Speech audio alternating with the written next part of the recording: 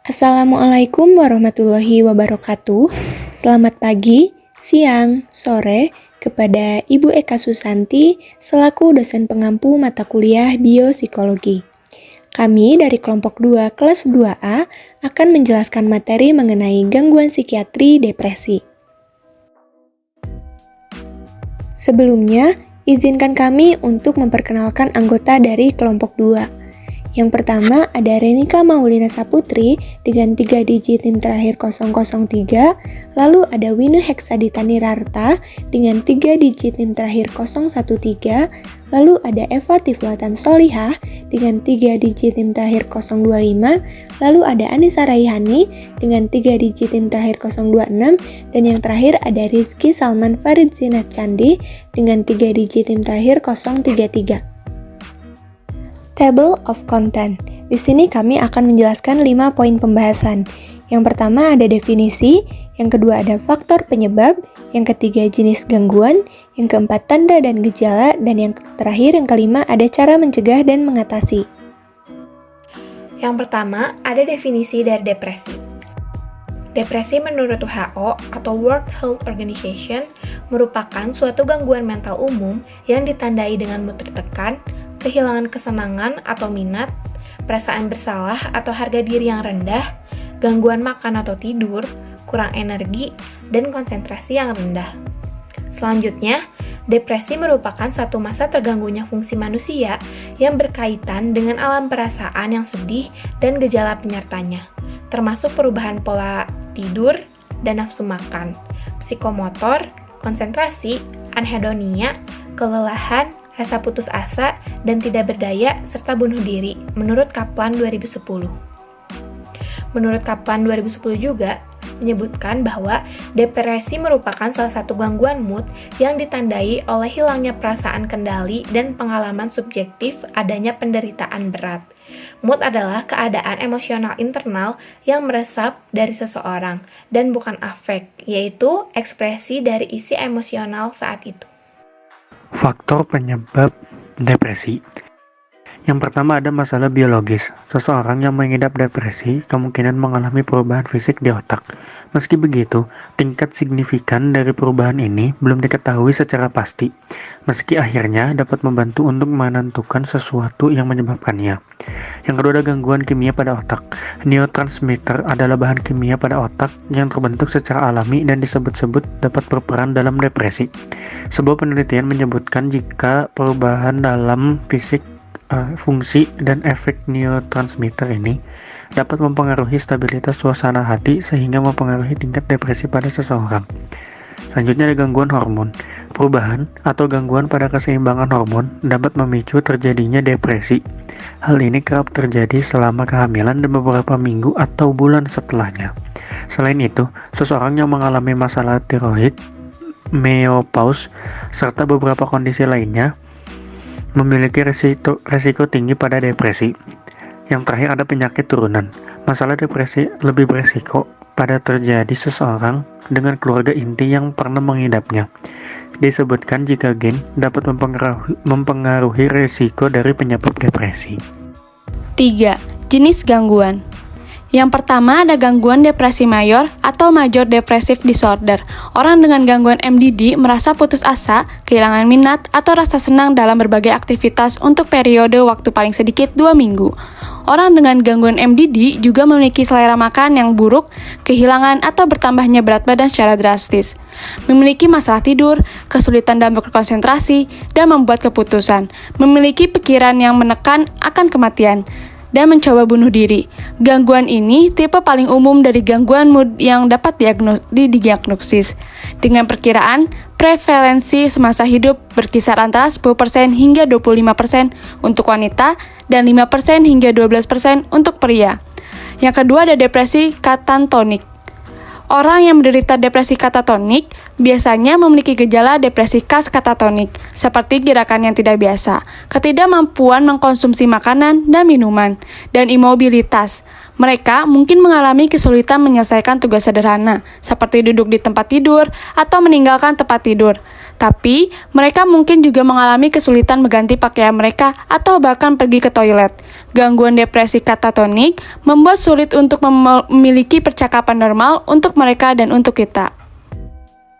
Yang ketiga ada gangguan afektif musiman atau seasonal affective disorder. Gangguan afektif musiman atau SAD merupakan salah satu bentuk depresi yang muncul pada waktu yang sama setiap tahun. Biasanya, dengan SAD, seseorang mengalami gejala depresi saat musim dingin mendekat dan jam siang berkurang. Ketika musim semi kembali dan hari-hari semakin panjang, penderita SAD mengalami kelegaan dari gejala mereka dan suasana hati, serta tingkat energi mereka kembali normal. Yang keempat ada distimia atau depresi kronis. Depresi kronis ini adalah jenis yang lebih ringan dari depresi akut atau klinis, di mana gejala dapat muncul untuk jangka waktu yang lama. Pasien dengan kondisi ini masih bisa berfungsi secara normal, tetapi terlihat terus-menerus tidak bahagia. Meskipun gangguan ini biasanya tidak separah depresi berat, tetapi perasaan depresi yang dialami oleh pengidap distimia dapat berlangsung selama bertahun-tahun dan dapat secara signifikan menyebabkan masalah dalam hubungan pengidap, sekolah, pekerjaan, dan kegiatan hari-hari. Yang kelima ada gangguan bipolar atau depresi akut.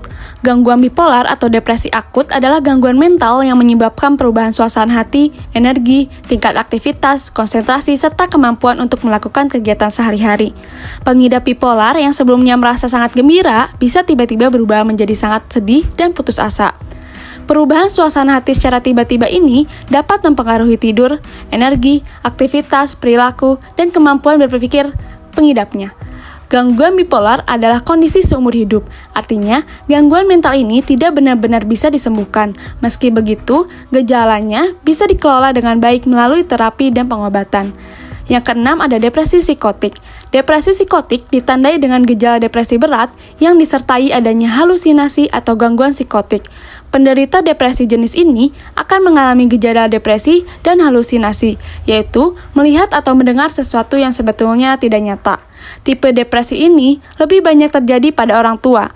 Meski begitu, orang yang masih muda pun bisa saja mengalaminya. Selain usia lanjut, riwayat trauma psikologis yang berat di masa kecil juga dikatakan dapat meningkatkan risiko seseorang untuk mengalami depresi psikotik. Yang ketujuh, ada depresi sebelum dan pasca kelahiran atau biasa disebut baby blues. Sindrom baby blues adalah gangguan suasana hati yang dapat dialami wanita setelah melahirkan. Kondisi ini biasanya terjadi pada hari ketiga hingga ke-10 setelah melahirkan. Ibu dengan kondisi ini akan merasakan perasaan sedih, cemas, mudah tersinggung, dan mood swing yang dapat berlangsung selama beberapa hari atau berminggu-minggu. Meskipun umumnya terjadi setelah melahirkan, tidak semua wanita merasakan pada waktu yang sama. Beberapa di antaranya mungkin merasakan gejala baby blues lebih awal, yaitu saat hamil. Kondisi ini lebih dikenal dengan pre-baby blues atau depresi antepartum atau antepartum depression. Selanjutnya ada tanda-tanda atau gejala dari penderita depresi. Gejala dan tanda umum depresi ini terbagi menjadi 3, yaitu gejala fisik, gejala psikis, dan gejala sosial. Menurut Institut Kesehatan Jiwa Amerika dan American Psychiatric Association pada tahun 2000, kriteria depresi dapat ditegakkan apabila sedikitnya 5 dari gejala di bawah ini telah ditemukan dalam jangka waktu 2 minggu yang sama dan merupakan satu perubahan pola fungsi dari sebelumnya. Pertama, gejala fisik. Gejala fisik ini dapat berupa gangguan pola tidur, sulit tidur atau insomnia, atau tidur berlebihan atau hipersomnia. Kedua, menurunnya tingkat aktivitas, misalnya kehilangan minat, kesenangan, atau hobi, atau aktivitas yang sebelumnya disukai. Lalu sulit makan atau makan berlebihan. Lalu gejala penyakit fisik yang tidak hilang seperti sakit kepala, masalah pencernaan, diare atau sulit BAB atau lain-lain, sakit lambung dan nyeri kronis. Lalu terkadang merasa berat di tangan dan kaki.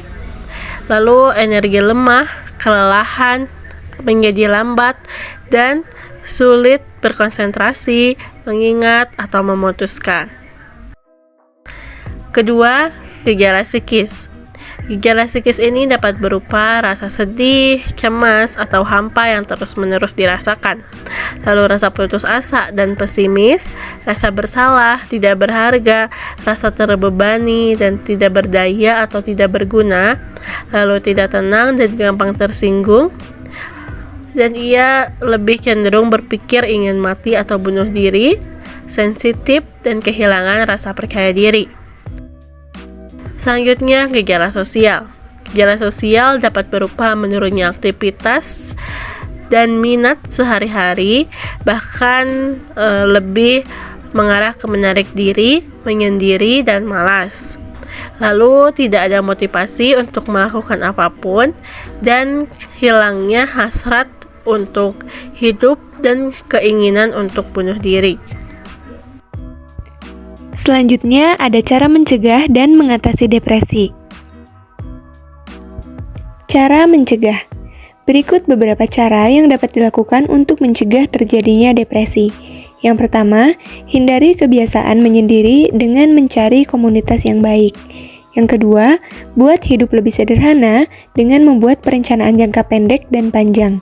Yang ketiga, berolahraga secara teratur minimal 3-5 kali dalam seminggu dengan durasi sekitar 30 menit. Yang keempat, konsumsi makanan dengan gizi seimbang dan pola makan yang teratur. Yang kelima, buat hidup lebih santai dan hindari stres. Yang keenam, hindari konsumsi minuman beralkohol serta obat-obatan terlarang. Cara mengatasi. Yang pertama, perawatan diri sendiri. Contohnya seperti olahraga teratur, mendapatkan kualitas tidur yang cukup secara teratur, makan makanan yang sehat, dan menghindari alkohol atau depresan. Yang kedua, obat-obatan. Ketidakseimbangan bahan kimia pada otak menjadi salah satu faktor risiko depresi. Dokter dapat meresepkan antidepresan untuk membantu memodifikasi kimia otak seseorang. Umumnya, obat antidepresan tidak memiliki efek stimulasi pada orang yang tidak mengalami depresi. Antidepresan dapat memperbaiki gejala dalam 1 atau 2 minggu pertama penggunaan, tapi manfaat penuh mungkin tidak terlihat selama 2-3 bulan.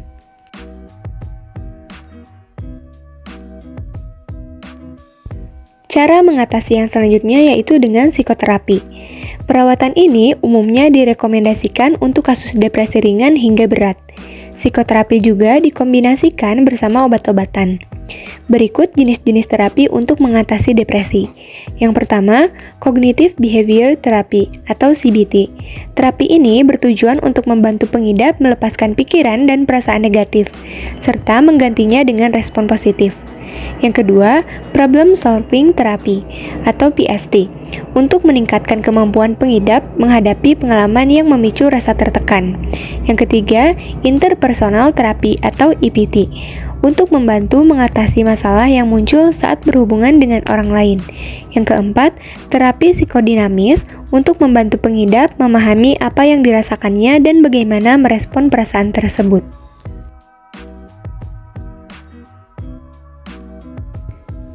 Cara mengatasi yang terakhir yaitu dengan terapi stimulasi otak. Jenis terapi ini biasanya lebih ditujukan pada pengidap depresi yang tidak membaik setelah diberi obat-obatan, mengalami gejala psikosis, serta pengidap yang mencoba bunuh diri. Jenis-jenis terapi stimulasi otak diantaranya yang pertama ada Electroconvulsive Therapy atau ECT. Terapi ini dilakukan dengan mengalirkan arus listrik ke otak melalui kulit kepala untuk menyebabkan kejang singkat. Yang kedua ada Transcranial Magnetic Stimulation atau TMS. Jenis stimulasi otak ini dilakukan dengan menggunakan energi magnet yang diubah menjadi arus listrik di bawah tengkorak pasien. Prosedur ini bertujuan untuk membantu mengatur emosi pasien. TMS adalah pengobatan tambahan yang dikombinasikan dengan pengobatan non-invasif atau tidak memerlukan operasi. Yang terakhir ada Vagus Nerve Stimulation. Jenis terapi ini lebih jarang dilakukan. Prosedurnya dilakukan dengan memasang elektroda untuk stimulasi saraf vagus yang ditanamkan di leher pasien. Sekian penjelasan materi yang dapat kelompok kami sampaikan mengenai gangguan depresi. Mohon maaf bila terdapat banyak kesalahan dan kekurangan. Terima kasih. Wassalamualaikum warahmatullahi wabarakatuh.